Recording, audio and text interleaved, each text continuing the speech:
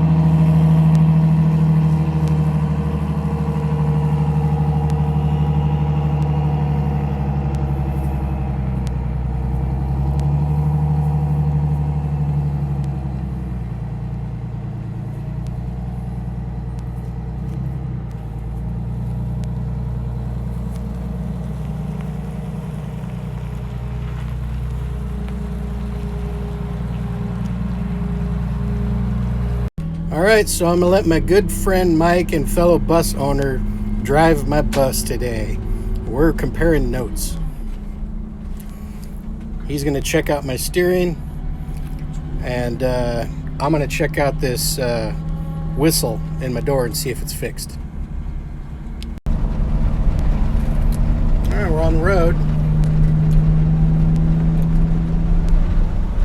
Mike's driving, getting used to it.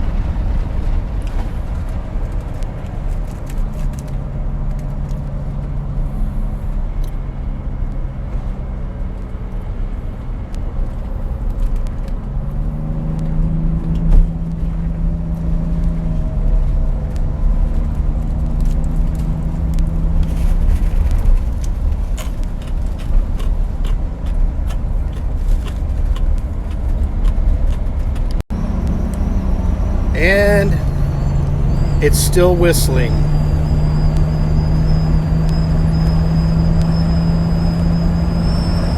But where is it coming from?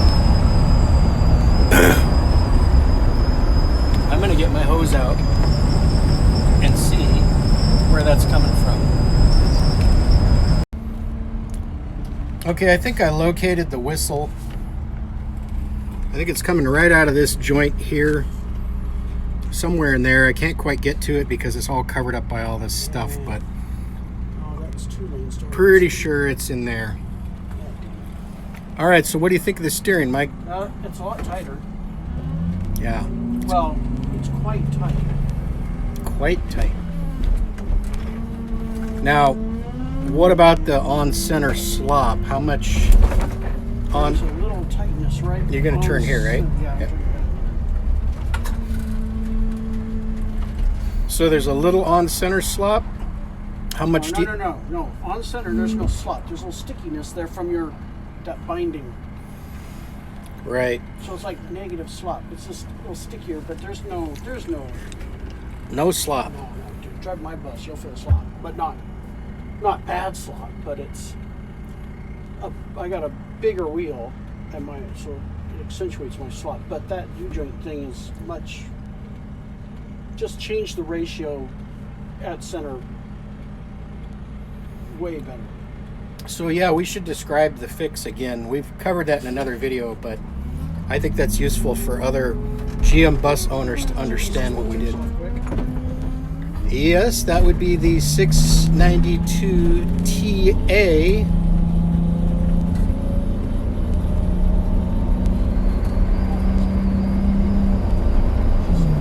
So you're merging on a little bit of a downhill here. Did you like that sports car-like acceleration? I didn't feel it until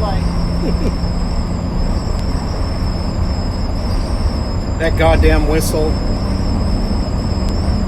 Sorry, I don't mean to use the Lord's name in vain. I'm gonna go ahead and crack the window to stop it. That just makes it louder all around though.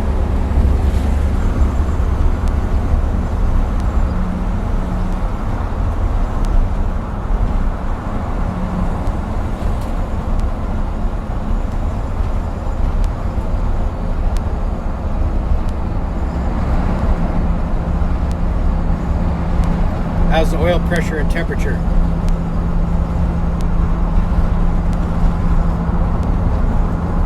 no red lights. Can you read it? I have to take time to read it. You're not used to where it is. Yeah, I'm not used to it. There's coolant 278. Oil's 50.8, which is Yeah, normal. yeah. But it's not quite up to operating temp yet.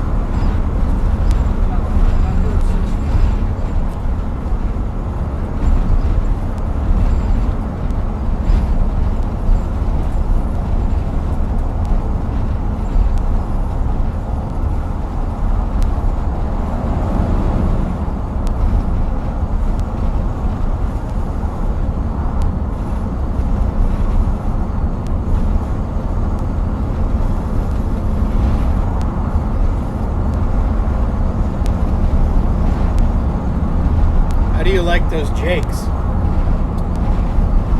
Yeah, so I worry that they're like getting overused, but I don't think they kick in until I'm really there for a second.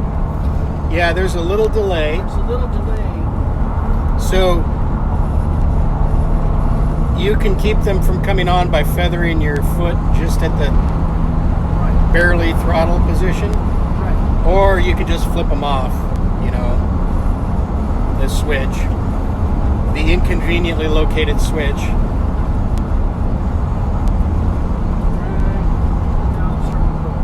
Yep. I'm going to take the loop and go back to your house. All right.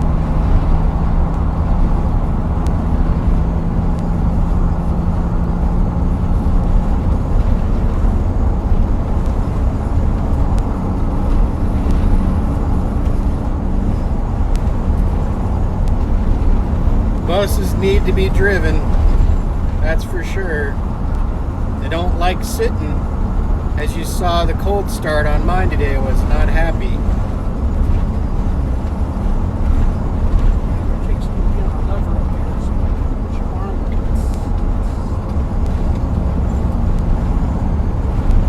I think it's talking to me a little bit about that injector or something sticking when it's cold. That rough start and that snort this morning was kind of typical after it sat for a few weeks, but not normal.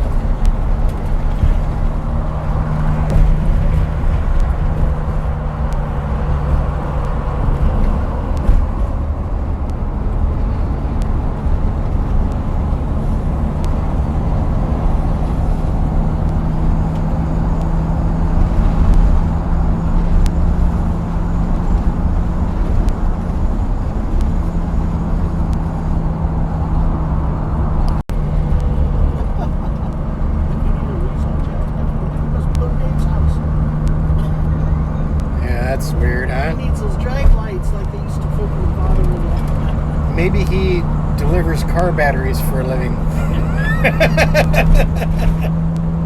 his wheels are always matched. We buy batteries at my work, and the guys that deliver the batteries deliver them in a van, and the suspension is trashed on that thing, on their delivery van, from all the lead acid batteries.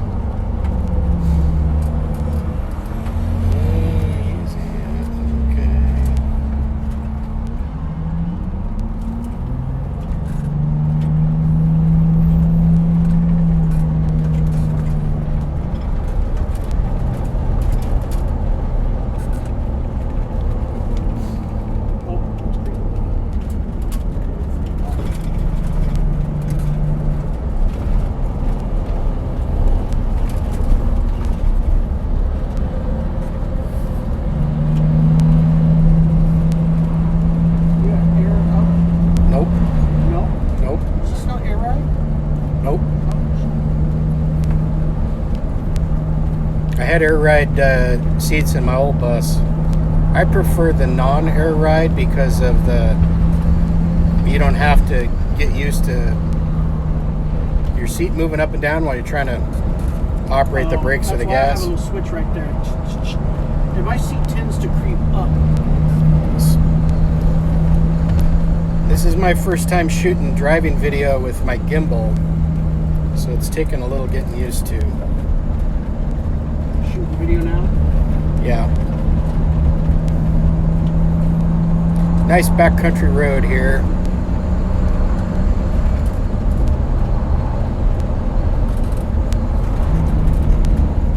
Downshift there. Not me. It's only 3 speeds. Yep. 3-speed with lockup.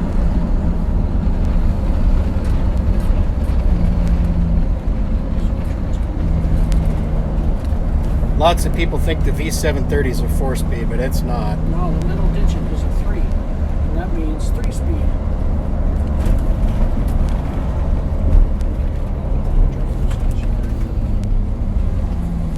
Okay, swing wide.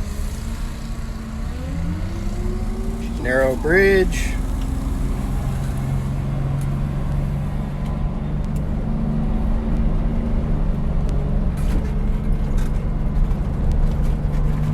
Oops. Sorry. Still getting used to this thing. What'd you do? Bump the zoom. Sound is better because you got that fuzzy microphone. We'll see. So, are you exceeding the speed limit? No. No, you're not. Put your foot in it. My foot is in it.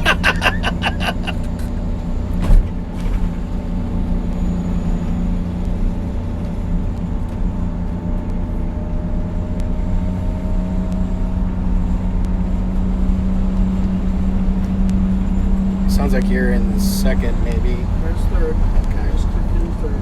Yeah. So sometimes what I'll do if I want maximum power is I'll just manually downshift. But yeah, to get it up in the torque range. Yeah, well, I'm not used to this. This is not mine. Oh yeah. Yeah. you're just putting it 16 to 1700 RPM right now, pulling this hill no problem, right? I'm doing 18 and 40, 45, 42. Oh yeah. Yeah, I don't know if you're in drive or not. Little Jake's there.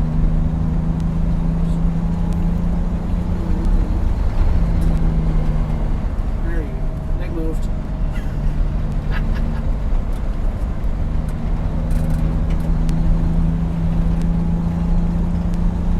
We got the hairpin turn up here. Slow turn. Yep. I always take this nice and slow because the bus doesn't bend in the middle.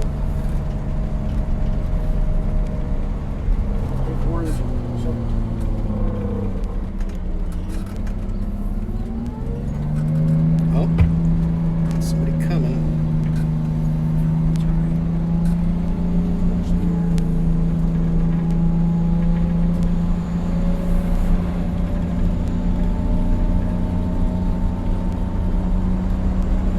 So what do you think of the performance of this bus relative to the Cat? Well, it sure does feel slow, and when I ride from 0 to 10, it's very fast, and then you stand on it, it just doesn't go anywhere. It just drags. But then I found myself doing 70 before I do it, but I didn't feel that rush. So right off the line, it does kind of jump off the It line, jumps right off that line. because the turbo is a low. I don't know what you want to say. It's a Low boost. well, it's a lower inertia. It spools up quicker on the low end and sacrifices a little bit of high-end performance. Your brake pedal's got not much travel. It's really touchy, yes. Yeah, it drives like the trucks at work. It should be good. I mean, mine feels like it's good. If you want the performance out of it, you have to manually downshift it. Okay, you got to rev it. Yeah, you got to wind it up a little bit. It shifts a bit early. You can adjust that. That's what's wrong with mine, is that adjuster's disconnected.